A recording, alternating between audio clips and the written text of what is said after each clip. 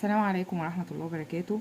حبايبي باشمهندسين ودكاترة الصف الثاني الإعدادي، النهاردة إن شاء الله بنكمل في سلسلة الفيديوهات بتاعتنا.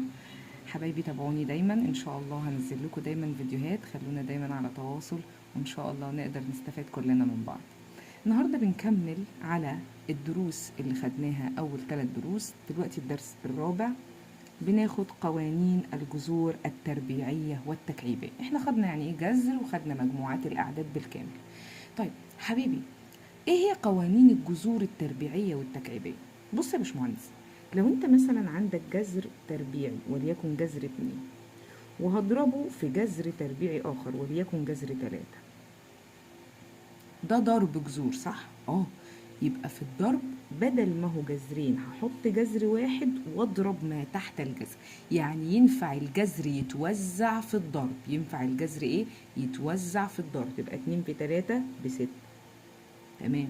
طب وفي القسمة، يعني لو قلت مثلا جذر 2 على جذر 3، في القسمة كمان ينفع الجذر يتوزع. ينفع اخليه جذر واحد كبير وجواه 2 على 3.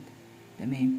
طب يا باشمهندسة بالنسبة للجمع والطرح، لا، اقف هنا بقى. الجمع، هل لو انا عندي جذر 2 زائد جذر 3 هل اوزعها واقول جذر 2 زائد 3 فتبقى جذر 5؟ حرام عليك طبعا، لا يساوي طبعا، الكلام ده غير مظبوط. يبقى لا ينطبق في الجمع ولا ينطبق في الطرح برضو كذلك. ينفع اقول جذر 2 ناقص جذر 3 فوزعها وخليها جذر 1 2 ناقص لا طبعا، لا يجوز. لا يجوز توزيع الجذر في الطرح او الجمع، ولكن يجوز فقط في الضرب او القسمة. طيب يا باشمهندس، لو انا عندي مثلا ارقام انا محتاج استعملها، هنا الآلة مش هتفيدني قوي، فانا محتاج في الدرس ده ان انا اعود دماغي. الناس اللي اتعودت على شغل بالآلة ده حرام عليك، ليه تعمل كده في نفسك؟ الآلة مهمة في بعض الحاجات، ولكن لو انت اتعودت على استخدام الآلة صدقني مخك هيركن، ولما المخ بيركن في الرياضة خلاص. نحاول بقى نلمعه من أول وجديد عشان نخليه يرجع يشتغل بكفاءته. فأرجوك مش كل ما تحتاج حاجة كبيرة ولا صغيرة تمسك آلتك. الآلة تتمسك في وقت بس ما بقى خلاص مش قادر أشغل مخي عن كده. حاجة كبيرة مش عارف أحسبها. طبعا لما نكبر شوية ناخد شوية حساب مثلثات محتاجين آلة، انما دلوقتي احنا لحد دلوقتي في تانية اعدادي، ارجوك شغل مخك وما تمسكش الآلة الا للضرورة فقط. طيب يبقى الدرس ده انا مش هحتاج فيه الآلة قوي. يعني مثلا لو انا اديتك الجذر التكعيبي ل16، والله يا باشمهندس انا عارفه ان ال16 ده ملوش جذر تكعيبي، ده ليه جذر ايه؟ تربيعي. طب انا ينفع اقول ان ال16 اخليه 8 في 2. بص كده، 8 في 2 ب16. غيرنا حاجة؟ لا. ليه اخترنا التمانية؟ ليه ما قلناش 4 في 4؟ لأن ده جذر إيه؟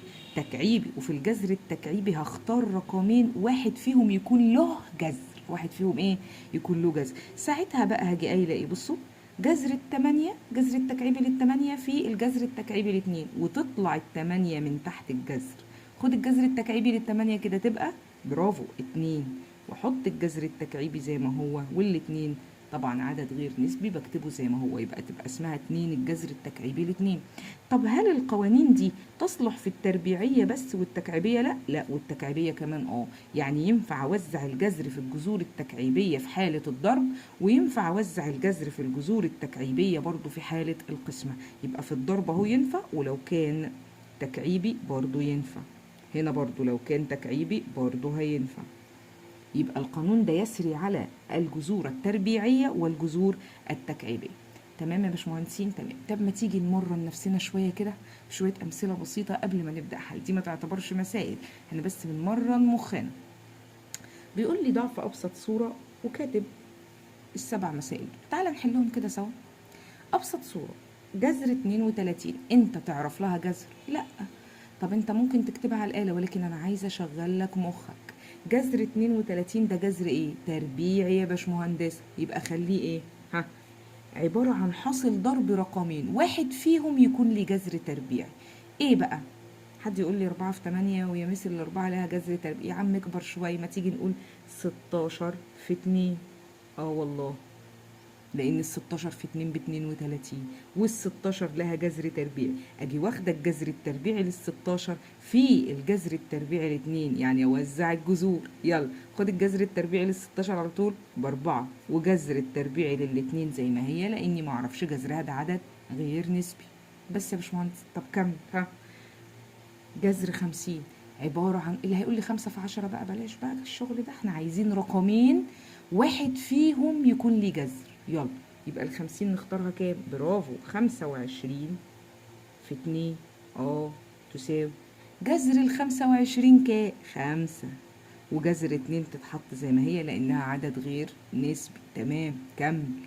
الجذر التكعيبي ل16 لسه حلينها فوق والله، نعيدها تاني. ها، الجذر التكعيبي ل16 هختار رقمين يكون ليهم جذر ايه؟ تكعيبي، واحد فيهم يكون ليه جذر تكعيبي.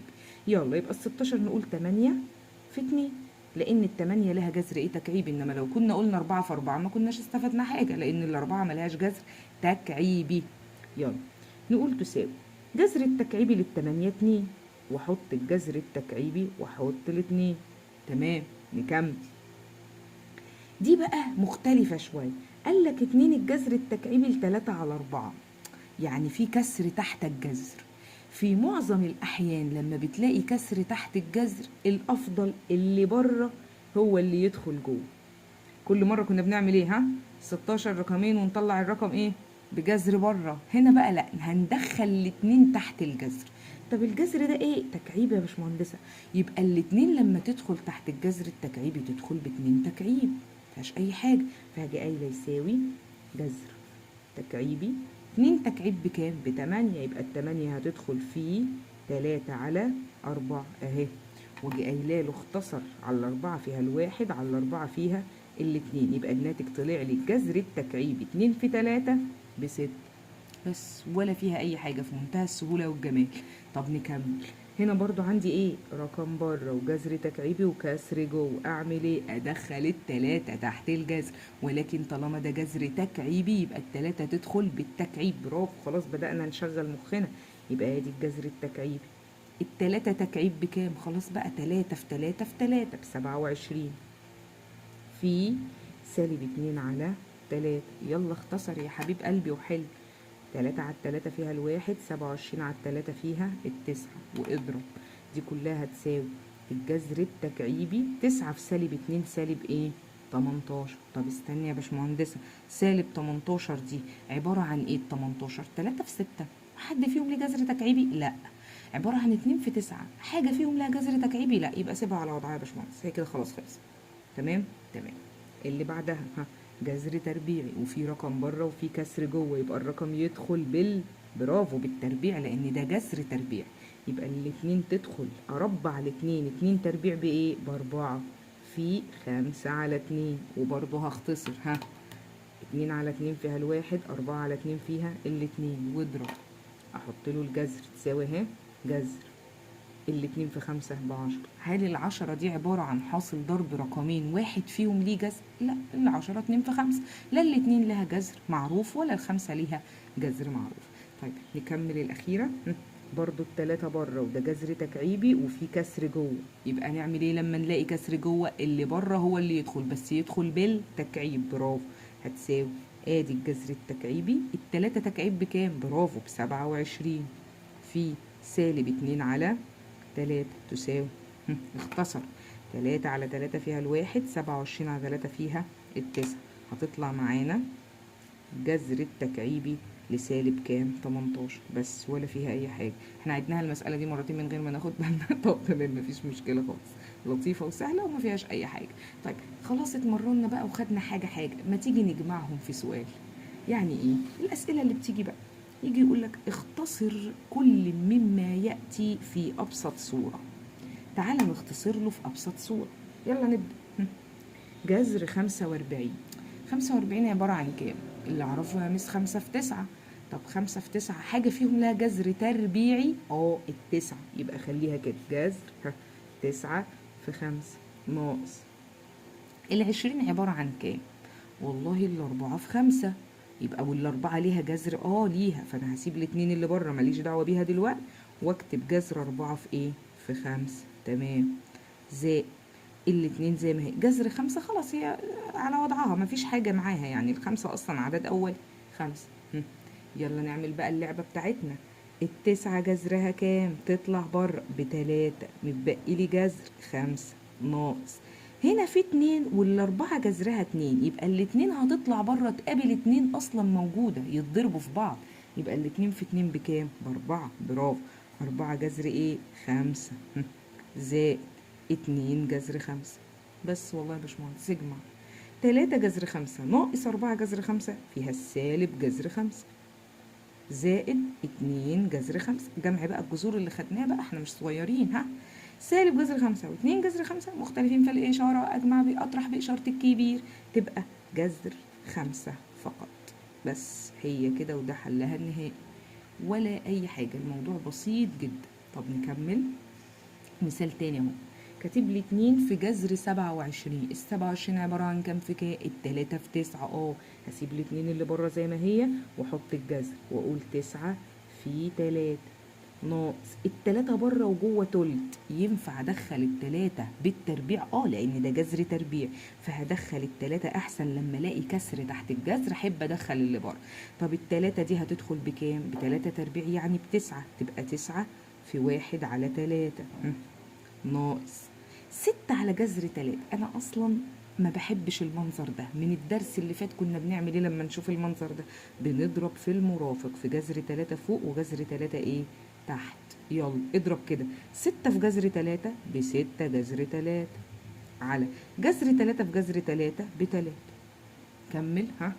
التسعة تطلع بجذرها، جذر التسعة كام؟ 3. التلاتة تقابل الاتنين بره تتضرب فيها 2 في 3 ب6 جذر 3 ناقص 9 في تلت. هعمل ايه؟ هختصرها على 3 فيها الواحد على 3 فيها التلات، يبقى دي كلها هتطلع بجذر ايه يا باشمهندسين؟ جذر 3 ناقص 6 والتلاتة برضو يختصروا مع بعض، على 3 فيها الواحد على 3 فيها الاتنين، يبقى الناتج طالع عندي كام؟ برافو 2 جذر 3. يلا جمع يا معلم. 6 جذر 3 ناقص جذر 3 فيها ال5 جذر 3، باقي لي ناقص 2 جذر 3. اطرح بقى ها. 5 جذر 3 ناقص 2 جذر 3 فيها التلاتة جذر ايه؟ 3. برافو شكرا. موضوع بسيط، محتاجة بس ان انت تبقى واد رايق وهادي وبالك طويل، موضوع بسيط خالص بس محتاج حل وتدريب. نكمل يا باشمهندس. تيجي على المسألة دي 2 جذر 18، وبرضو لحد دلوقتي انا بشتغل جذور تربيعية اهو. نفكر كده شوية، ال18 كام في كام يكون له جذر تربيعي؟ ها 9 في 2. يا مس ده تنفع 3 في 6؟ لا بس عمري ما اكتب 3 في 6 دي. هل التلاتة لها جذر؟ لا. هل الستة لها جذر؟ اكتبها ليه؟ هختار بقى التسعة في ايه؟ في 2. برافو، ادي الاتنين اللي بره وادي جذر 9 في 2 زي جذر ال50 خلاص عرفنا ب25 في 2 ناقص الستة بره وجوه نص، يبقى الستة تدخل بالايه؟ برافو بالتربيع تدخل 36، يبقى كأنها 36 على 2. كمل يا باشمهندس. يلا التسعة هتطلع من تحت الجذر، جذر التسعة 3، 2 في 3 ب6 جذر 2 زائد جذر ال25 برضو 5 جذر 2 ناقص. حل دي كده 36 على الاتنين فيها الكام؟ والله بسيطة خالص، ادي الجذر زي ما هو و36 على الاتنين فيها ال18. موضوع بسيط. طيب ال18 برضو محتاجة تتحل، عبارة عن ايه ال18 دي لوحدها؟ جذر 9 في 2. هعملها تاني اهو بصوا، يبقى 6 جذر 2 زائد 5 جذر 2 ناقص ال18 عبارة عن 9 في ايه؟ في 2. يلا والتسعة تطلع دلوقتي بكام؟ ب3. برافو خلاص اتعودت يا باشمهندس. يبقى هنقول يساوي ادي ال6 جذر 2 زائد ال5 جذر 2 ناقص التسعة جذر التسعة 3 جذر 2، واجمع 6 زائد 5 11، 11 ناقص 3 8، يبقى الناتج النهائي كام؟ 8 جذر 2. شكرا. موضوع بسيط مفيهوش اي حاجة، محتاج بس منك تركز شوية. طيب نكمل. يلا نكمل امثلة تانية اخرى. بيقول لي ايه في المثال ده؟ بيقول لي لو سمحت انا عايز احل ده برضو واختصر لابسط صورة، كل الامثله لحد دلوقتي اختصر لابسط صورة. يلا ال98 الارقام بدات تكبر يا باشمهندسه حبيبي، معاك آلتك، انا عايزاك تجرب وتبقى واد لماح. لقيت كله جذر تربيعي وفي جذر 2 وفي 18 هتبقى 9 في 2. 128 برضو هتنفع معاها الاتنين. طب ال 98 اكيد اتنين في حاجة عشان يبقى برضو الايه الاساس بتاعنا كده جذر 2. 2 في 49. انا مش واثق، امسك آلتي واكتب 98 على 2 هشوف يطلع لي كام. طلع لي رقم مربع كامل ليه جذر، يعني ينفع يتاخد له جذر، يبقى صح واحل عليه. بس يا باشمهندس يبقى ال 98 بكام؟ ب 49 في 2 ناقص. طب ال 128 برضو اعمل نفس الحاجة، اقسم 128 على 2 هيديك 64. 64 في 2 ناقص. طب ال 18 كام في 2 برضه؟ 9 في 2 اهو. زائد الأربعة جذر 2 جاهزة، ما هو جذر 2 جاهز اهو. يلا ال 49 تطلع بره، برافو. جذر ال 49 7، يبقى 7 جذر ايه؟ 2 ناقص. جذر ال 64 برافو 8، يبقى 8 جذر ايه؟ 2. جذر التسعة 3، يبقى 3 جذر 2 زائد 4 جذر 2. بس جمع بقى يا حبيبي. ها 7 ناقص 8 سالب 1 جذر 2، يعني سالب جذر 2. سالب جذر 2 وسالب، انا هجمع الارقام مره واحده والاخر ابقى الزق جذر 2 اهو. 7 ناقص 8 سالب 1، سالب 1 ناقص 3 سالب 4. سالب 4 زائد موجب 4 من للأسف طلعت صفر، يعني دي هتطلع سالب 4، كل دول بسالب 4. اجمع عليهم موجب 4 جذر 2 يبقى الناتج صفر يا باشمهندس. ركز لي فيها بس هتلاقي الأمور سهلة جدا. طب نكمل المثال الجاي، نبدأ شغل بقى شوية تكعيب بقى، شوية جذور تكعيبية كده برضو نتدرب عليها وعلى أرقامها. مع الوقت يا باشمهندس هتلاقي نفسك بدأت تحفظ الأرقام، بدأت تشوف الرقم تعرف ده عبارة عن إيه في إيه وجذره التكعيبي إيه. ادخل كده في ده، بيقول لي الجذر التكعيبي ل 192 ناقص 3 الجذر التكعيبي ل 375 زائد 2 الجذر التكعيبي ل 24. طب ما تيجي نبدأ بأسهل واحدة، يمكن يجي في بالنا حاجة تنقسم على كام، يعني أشوف الأساس هيبقى جذر 2 ولا جذر 3 ولا جذر إيه ده. تعال نشوف ال 24 كام في كام واحد فيهم يكون ليه جذر تكعيبي؟ 3 في 8. يعني التمانية هتطلع من تحت الجذر ويتبقى 3. يبقى احتمال، مش دايما، في مسائل ما بتظبطش، احتمال يكون دي 3 في حاجة ودي كمان 3 في حاجة. انا بقول لك تفكر ازاي في حل المسألة. طب اعرف منين؟ امسك آلتك واكتب 375 على 3 هيديك 125. ايه ده؟ 125 جذره 5 بس يا حبيبي. ها عرفت بقى انها سهلة. وامسك آلتك برضو واكتب 192 على 3، شوف هيطلع لك كام. 192 على 3 فيها الكام يا باشمهندس؟ لو مسكت الآلة وكتبتها انت اصلا ممكن تطلعها لوحدك. 192 تقبل القسم على 3. بنعرف ازاي يا باشمهندس؟ اقول 1 و9 10 10 و2 12. الرقم ده يقبل القسمة على 3. يبقى 192 على 3 فيها الكام؟ 19 على 3 ها فيها الستة، 3 في 6 ب 18 يبقى 6 و 6 64. يبقى دي فيها ال 64 على الآلة. يبقى 64 في 3 لو جيت تضربها في بعض هيديك فعلا 192 بس، ما فيهاش اي حاجه. تمام كده؟ تمام. يبقى هنقول دي جذر التكعيبي ليه 64 في 3 ناقص 3 الجذر التكعيبي ليه، قلنا بقى دي خلاص 125 في 3 زائد 2 الجذر التكعيبي ال 24 عباره عن 8 في 3. بس حبيبي يلا ها كمل انت بقى، يلا خلاص خلصت والله. ها هقول له ايه؟ 64 جذرها التكعيبي كام؟ لا عارفين بقى والله من زمان بالاربعه. يبقى هقول 4 جذر التكعيبي ل3 ما التلاتة اللي بره موجودة. ال 125 دي هتطلع من تحت الجذر بكام؟ جذر التكعيبي ال 125 5. الخمسة هتقابل التلاتة تنضرب فيها، يبقى التلاتة في 5 ب15 الجذر التكعيبي للتلاتة زائد برضو الاتنين بره وهيطلع لها من التمانية كام الجذر التكعيبي للتمانية؟ 2. تلاقي 2 بره يبقى 2 في 2 ب4 جذر التكعيبي للتلاتة. وجمع يا حبيبي. انا لقيت الاساس كله جذر 3 فهحط الجذر 3 واجمع الارقام. 4 ناقص 15، 4 ناقص 15 فيها السالب 11. سالب 11 وموجب 4 فيها السالب 7 الجذر التكعيبي للتلاتة. بس خلصت ولا فيها اي حاجة. تمام. نكمل مثال كمان بسيط وسهل. كاتب لك الجذر التكعيبي ل 24. بسيط ما فيهوش حاجه، ما احنا لسه حلينه. هقول الجذر التكعيبي ل 24 عباره عن 8 في كام؟ في 3 زائد الجذر التكعيبي للتلاتة دي جاهزه ناقص 2 الجذر التكعيبي. دي 81، ده لو كان تربيعي كان يبقى جذرها 9، انما ده ايه؟ تكعيبي. لو مسكت آلتك وقسمتها على 3 برضو، لان لاحظت هنا الاساس هيطلع 3، هيطلع لك 27. يا حبيبي ما تقلقش من الموضوع ده، انت مع الوقت ومع كتر الحل هتلاقي نفسك حفظت الارقام دي خلاص. يبقى الجذر التكعيبي ال 81 كام؟ 7 لا، الجذر التكعيبي ال 81 كأنها 27 في ايه؟ في 3. يلا حلو. جذر التكعيبي للتمانية تبقى 2 الجذر التكعيبي للتلاتة زائد جذر التكعيبي للتلاتة، جاهزة وسالكة، ناقص ال27 هتطلع من تحت الجذر بكام؟ ب3. جذر التكعيبي ل27 3، هتقابل معاها الاتنين بره، يبقى الاتنين في 3، برافو، 6 جذر التكعيبي للتلاتة. اجمع بقى 2 و1 3، 3 ناقص 6 تبقى -3 الجذر التكعيبي للتلاتة فقط. فيها أي مشكلة؟ في منتهى السهولة والجمال. طيب نكمل معانا أمثلتنا، لازم نتدرب كتير على درس الجذور ده. بص معايا المثال ده كده، كاتب لي الجذر التكعيبي ل54 زائد 6 الجذر التكعيبي ل16 ناقص 6 الجذر التكعيبي لربع. تعالى كده، ال54 دي كام في كام؟ والله لو مسكت آلتك وجربت هتلاقيها 27 في 2، وال27 لها جذر تكعيبي، شكرا، زائد 6 الجذر التكعيبي ال16، وعايزه رقم فيهم يكون له جذر تكعيبي. ينفع اقول 4 و4؟ لا، يبقى لازم تبقى 8 في ايه؟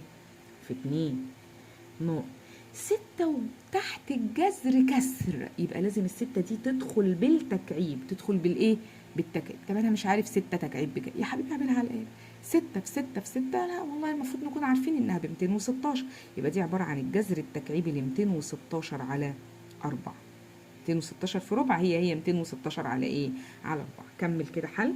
ها، ال27 جذرها التكعيبي كام؟ 3، يبقى باقي لي الجذر التكعيبي ل2 زائد في 6 بره وهيطلع لها جذر التكعيبي لل8 2، تلاقي ال6 يبقى 2 في 6 ب12 الجذر التكعيبي ل2. هنا دي لسه محتاجه تتسلك، ادي الجذر التكعيبي اهي، وهقسم 216 على 4 فيها الكام؟ فيها ال54. تمام. طب 54 ما انا لسه حلها في اول مساله. الجذر التكعيبي ل 54 طلع معايا اهو ب3 جذر التكعيبي ل2، صح ولا لا؟ لان اصلا 54 انا لسه حلها انها جذر التكعيبي ل 27 في ايه؟ في 2. ها، يبقى دي عباره عن 3 الجذر التكعيبي ل2 زائد 12 الجذر التكعيبي ل2 ناقص 27 في 2، ال 27 هتطلع من تحت الجذر ها بتلاقي، يبقى ناقص 3 الجذر التكعيبي لايه؟ ل2. لاحظت ايه؟ ادي موجب 3 جذر التكعيبي ل2، وادي سالب 3 جذر تكعيبي ل2، يروحوا مع بعض والله. يبقى باقي لي الناتج النهائي اهو 12 الجذر التكعيبي ل2 فقط. سهله وجميله ما فيهاش اي حاجه. طيب نشوف مثال تاني. بيقول لك الجذر التكعيبي، لسه واخدين الرقم ده 375، كان عباره عن 125 في 3، برافو. يلا يبقى احنا هناخد الجذر التكعيبي ها ل 125 في 3 عشان ليه جذر تكعيبي زائد 12 كام في كام يكون لها جذر، بس ده تربيعي. ده ايه؟ خد بالك المسألة دي فيها تكعيبي وفيها تربيعي. يبقى ال 12 هختار، لا ينفع اقول 2 في 6، لا ده لا ده ليه جذر تربيعي ولا ده ليه جذر تربيعي. يبقى خد ال3 في 4 اهو ناقص 2 الجذر التكعيبي ل3 دي سالكة ناقص 2 جذر 3 برضو دي سالكة ما فيهاش حاجة. ابدأ حل على مهلك وخد بالك من التكعيب فين والتربيع فين. جذر التكعيبي ل 125 خلاص عرفنا انه 5 جذر التكعيبي ل3 زائد جذر التربيعي ل4 برافو 2 جذر 3 ناقص 2 الجذر التكعيبي ل3 ناقص 2 الجذر التربيعي ل3. لاحظت ايه؟ برافو، ادي موجب 2 جذر تربيعي 3 وادي سالب 2 جذر تربيعي 3، يطيروا مع بعض. يتبقى لي التكعيبات، والاتنين جذر تكعيبي ل3 يبقى ينفع اطرحهم. هحط الجذر التكعيبي ل3 وهقول 5 ناقص 2 3، يبقى الناتج 3 الجذر التكعيبي لايه؟ ل3. بس بسيطه خالص يا باشمهندس. يلا نكمل. تعال نشوف كده دي برضو ارقام، ولاحظت ان اللي فوق وفي قسمه وبتاع ولا حاجه، ما تقلقش. هنا 56 وجذر تكعيبي وتحت 7. ودي جذر تكعيب 189، معرفش الرقم دوت.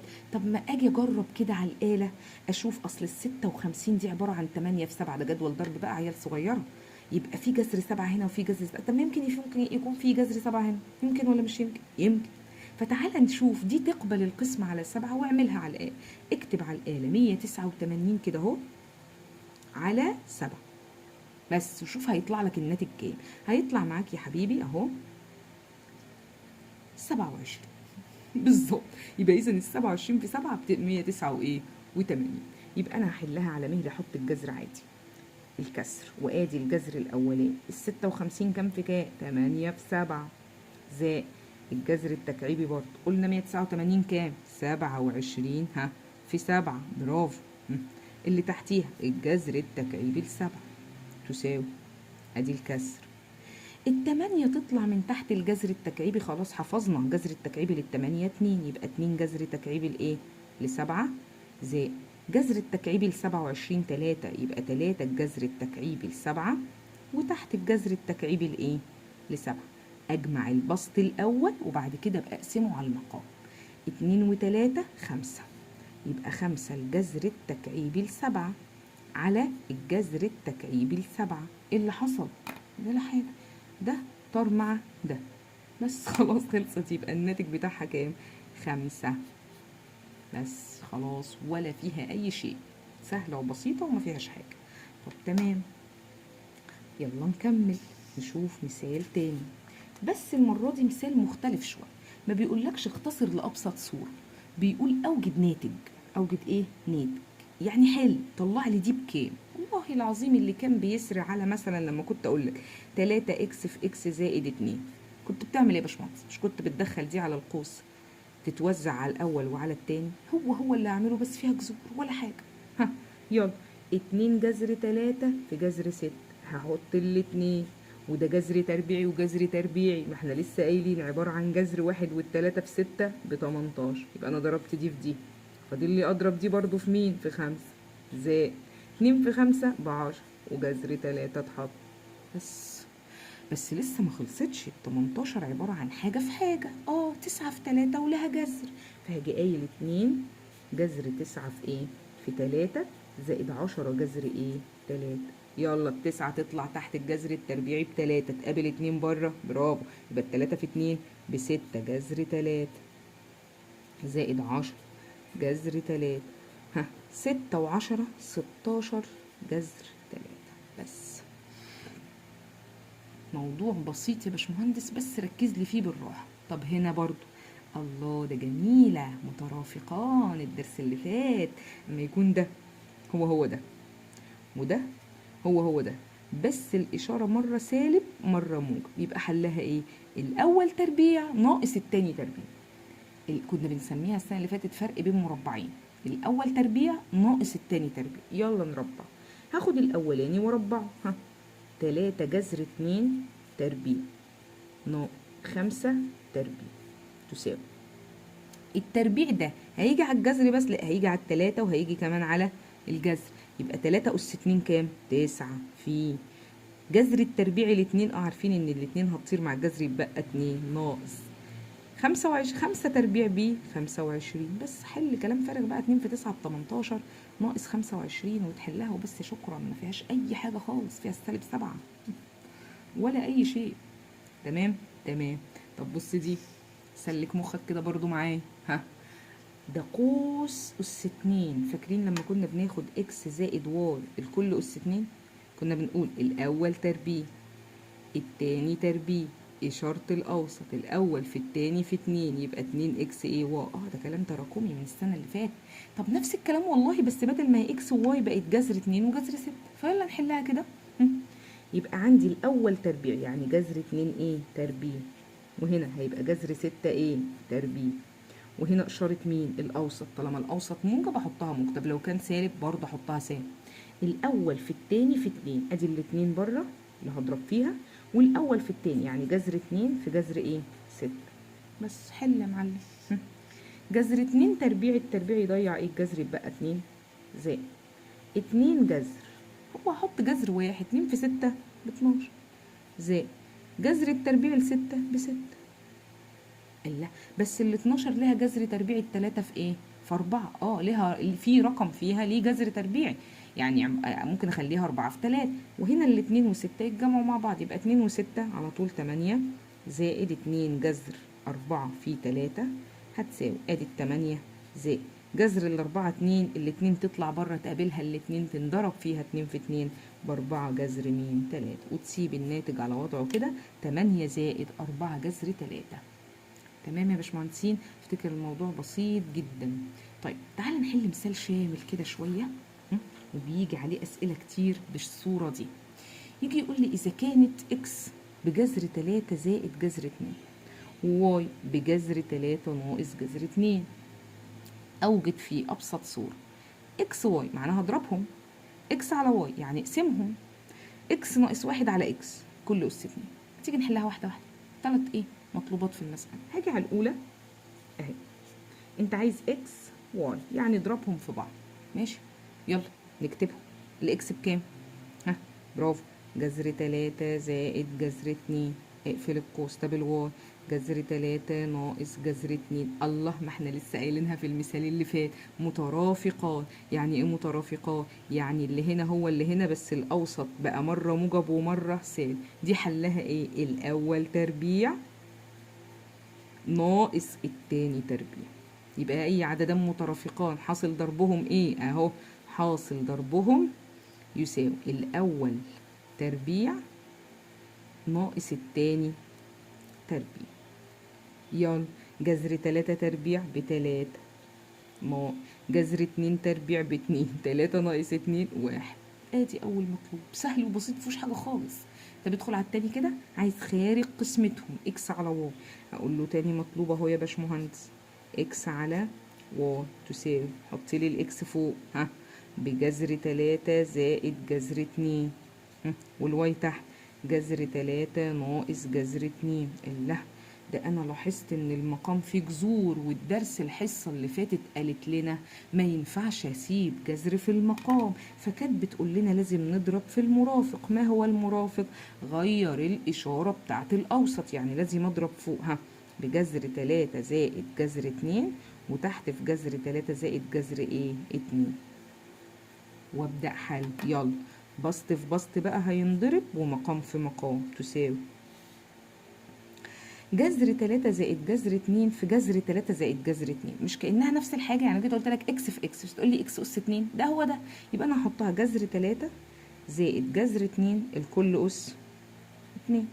طب والمقام مترافقان لسه مطلعينه من الخطوة اللي فاتت بالموجب اهي. بص بص بص بص، ده انا واحد، ولكن انا هقول لك الاول تربيع برضو في خطوة اهو ناقص التاني تربيع اللي هو جذر 2 تربيع تساوي ها يلا قوس الكل تربيع، اعمل فيه ايه؟ الاول تربيع التاني تربيع، الاول في التاني في 2 بالراحه كده. الاول تربيع يعني جذر 3 اس 2، التاني تربيع جذر 2 اس 2، اشاره الاوسط الاول في التاني في 2، يعني 2 جذر 3 في جذر 2 بجذر ايه 6. طب المقام جذر 3 تربيع، التربيع يضيع الجذر يبقى 3 ناقص التربيع يضيع الجذر يبقى 2. حلو تساوي جذر 3 تربيع بكام؟ ب3 زائد 2 جذر 6 زائد برضو التربيع ضاع الجذر هنا، وبرضو هيضيع الجذر هنا زائد 2 كل ده على 1 تساوي 3 و2 5 زائد 2 جذر ايه 6. شكرا. يبقى الناتج طلع معاك 5 زائد 2 جذر 6، وسيبها على وضعها لان دول ما يتجمعوش. تمام يا باشمهندس؟ تمام. طيب تالت مطلوب بقى، ده عايز اكس ناقص 1 على اكس الكل اس 2. تعالى نحلها على مهلنا خالص خالص. ادي تالت مطلوب. انت عايز ايه؟ اكس بكام؟ بجذر 3 زائد جذر 2 ناقص 1 على اكس، يبقى ناقص 1 على جذر 3 زائد جذر 2. طيب بس الكل اس 2، صح الكلام ده؟ صح. طب ما انا هعمل ايه دلوقتي؟ طب ما ده فيه جذور في المقام، ما تيجي نحل ده لوحده على جنب. ناخد الحلو ده كده على جنب ونطلع الناتج بتاعه. اقول 1 على جذر 3 زائد جذر 2 على جنب، واضرب في المرافق فوق وايه؟ يبقى في جذر 3 ناقص جذر 2 هنا على جذر 3 ناقص جذر 2. ها طلعها لي كده. ها بسط في بسط، واحد في اي حاجه بنفس الحاجه، بجذر 3 ناقص جذر 2. والمقام ده تربيع ناقص ده تربيع، يعني 3 ناقص 2 فعل واحد، يبقى الناتج طلع برافو جذر 3 ناقص جذر ايه 2. يبقى دي كلها على بعضها بجذر 3 ناقص جذر 2. يعني انا هشيل دي كلها واطلعها بجذر 3 ناقص ايه ناقص جذر 2. شكرا. يبقى ده هعوض بيه دلوقتي، هقول له يبقى دي تساوي جذر 3 زائد جذر 2. خد بالك ان العلامه هحط ناقص وافتح قوس للايه اللي انا لسه مطلعاها، اللي هو جذر 3 ناقص جذر ايه 2، والكل اس 2. ده المطلوب. يلا تساوي ادي الجذر 3 الاولانيه زائد الجذر 2 ناقص تدخل على جذر 3 خليها سالب جذر 3 ناقص ناقص تبقى موجب جذر 2. تمام كده، عشان كده حطيت القوس عشان السالب اللي بره كتير بيقع منكم فيها. السالب اللي هتدخل على دي تخليها ناقص جذر، وكمان تدخل على اللي جنبها، اوعى تنسى. الكل اس 2 تساوي. لاحظت ايه يا باشمهندس بقى؟ خليك لماح كده. الاحظ ان موجب جذر 3 تطير مع سالب جذر 3. اتبقى لي ايه؟ جذر 2 وجذر 2 بكام؟ اجمعهم انت كده. جذر 2 وكمان جذر 2 ب2 جذر. الكل اس 2.